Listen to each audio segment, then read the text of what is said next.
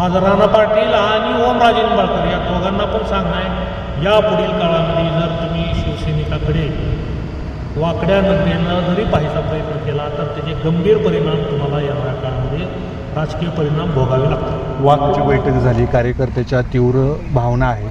काय कार्यकर्त्यांचं म्हणणं आहे? तुमचा आता या सर्व ह्याच्यावरची भूमिका पुढची काय असेल?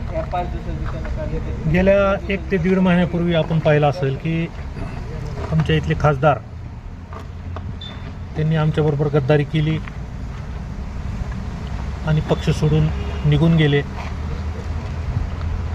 अतिशय तीव्र अशा भावना कार्यकर्त्यांच्या होत्या, आमच्या देखील होत्या.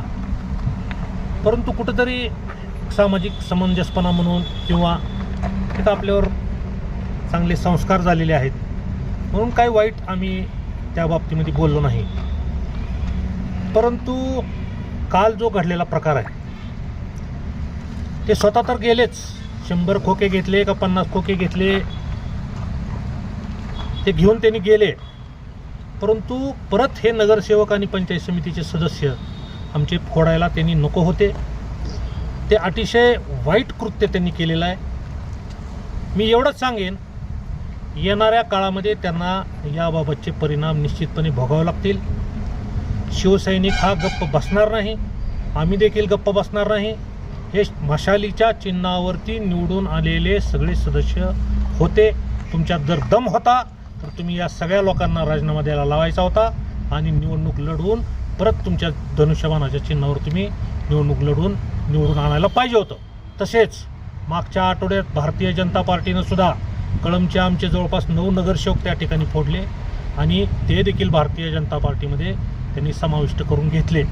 हे देखील बाब शिवसैनिकांना आमच्या अतिशय मोठ्या प्रमाणामध्ये खटकलेले आहे. या देखील बाबतीमध्ये इथून पुढच्या काळात त्यांना या बाबतीतले राणा पाटलांना आणि भारतीय जनता पार्टीला याचे परिणाम निश्चितपणे भोगावे लागतील.